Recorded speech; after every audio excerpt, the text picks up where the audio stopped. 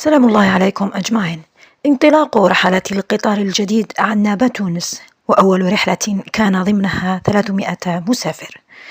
رحلات القطار مبرمجة وبرمجت لكل يوم أحد وثلاثاء بدءا من محطة عنابة.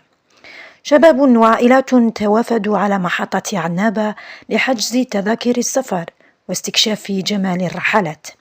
تسهيلات وجدها المسافرون بدءا بمراقبة جواز السفر وتفتيشات للأمتعة. وشهدت الرحلات تدقيقا في العمل وتسهيلات بشهادة المسافرين الذين عبروا عن امتنانهم وفرحتهم الكبيرة بهذا الإنجاز. وفي الأخير لا تنسوا الاشتراك في القناة ليصلكم جديد أخبارنا كل يوم، وصلاة وسلام على حبيبنا المصطفى. إلى اللقاء.